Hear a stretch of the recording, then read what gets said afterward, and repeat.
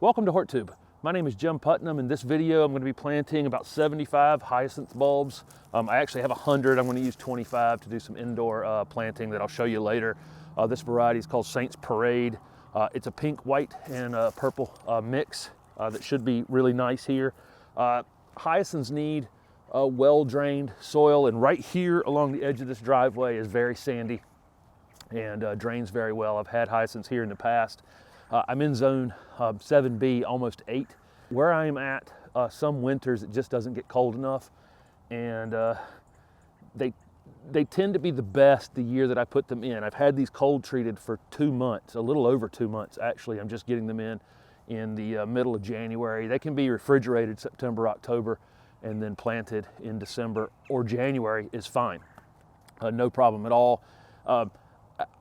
If I get a regular winter, meaning we get cold and stay cold for some period of time, they come back very vigorously. If I get a winter where we kind of skip winter, which this year's been that kind of year, I've got some frost on the grass here. My turf is actually looking beautiful right now, but it's got a lot of frost on it. You can see this morning.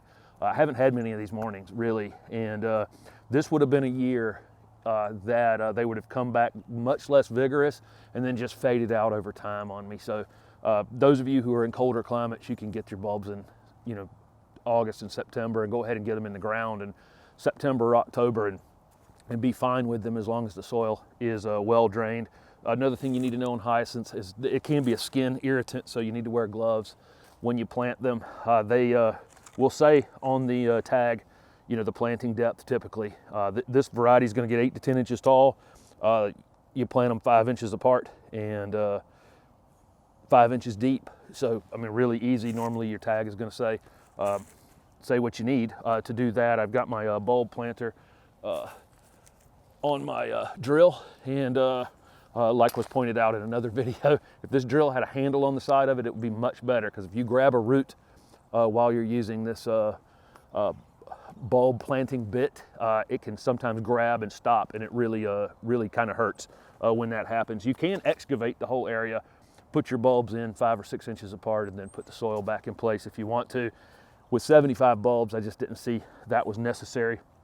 I'm also going to be planting in this video some anemones also in another area right over here. So here's how the drill bit works on the drill. Hold on tight, and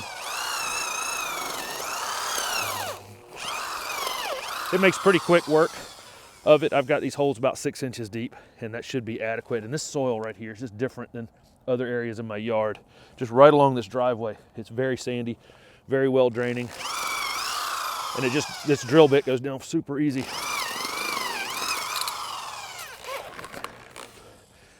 Okay, so I'll just do 5 of these 75 bulbs again.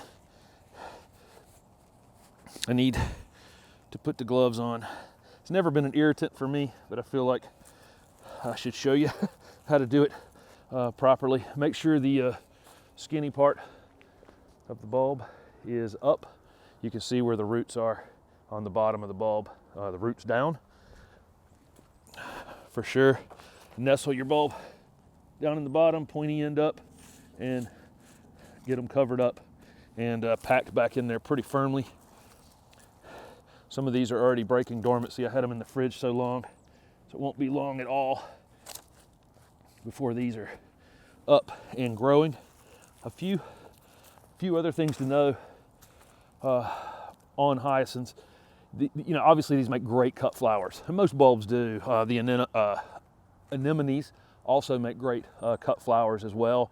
You can cut the flower off when it's starting to fully open and not hurt the bulb at all. Make sure you leave the foliage in place on the bulbs. The foliage will stay on them until early summer, and then they'll fade back into the bulb. That's how the bulb feeds itself. The other thing about siting where you're going to put your hyacinths is they do need to be in the full sun.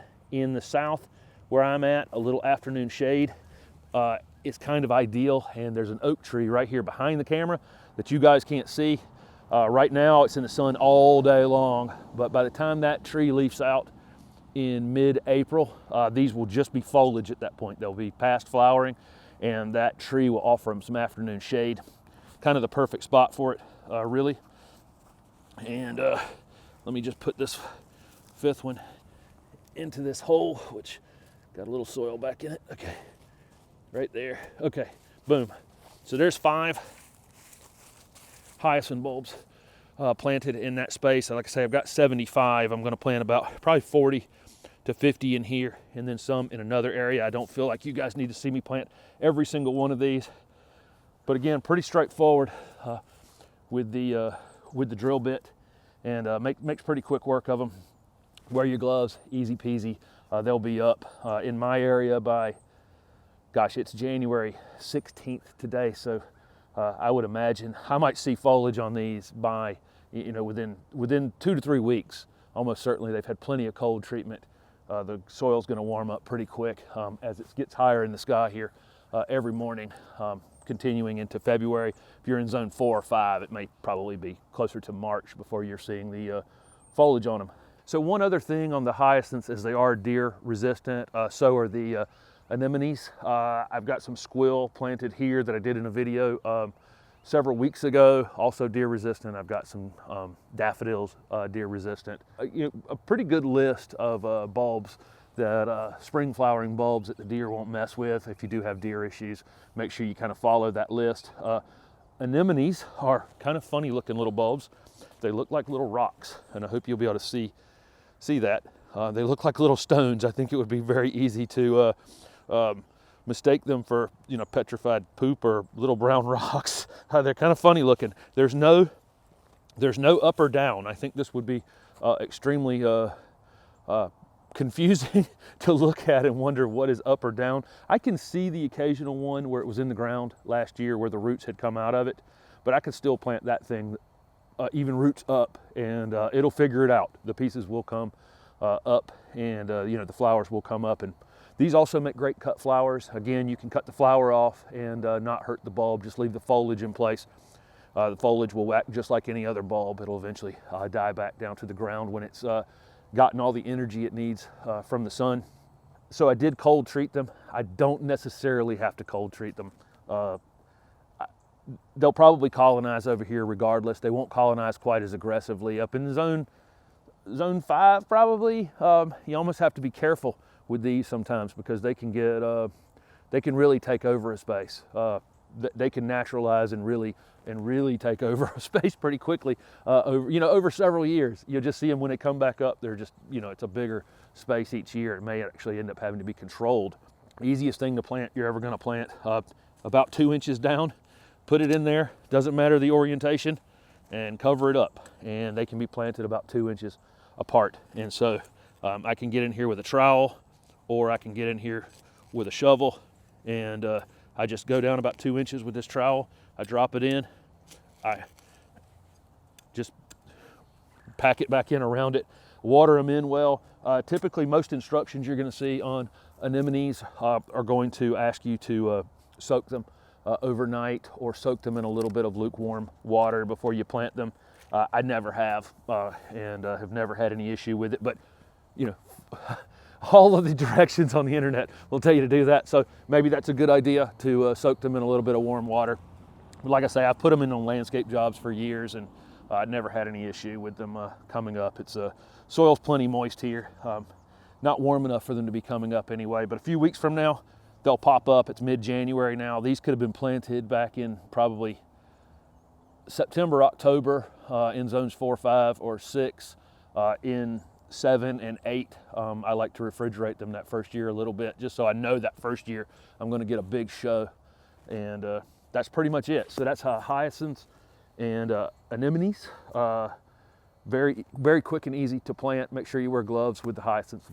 And that's it. I've got lots of bulb planting videos on this channel if you're interested in any other bulb planting, and they're linked in a playlist. I'll link at the bottom of this video, and you can go through and see how to handle all kinds of different bulbs in your yard. I use Instagram in the spring when these things are blooming. You can see how they've come up and progressed, and I'll do an update video on the whole yard at some point, but it may be that these things aren't blooming during that update video, but you can definitely see them on Instagram at HortTube. Thank you very much for watching this video. Don't forget to subscribe to my channel for future videos.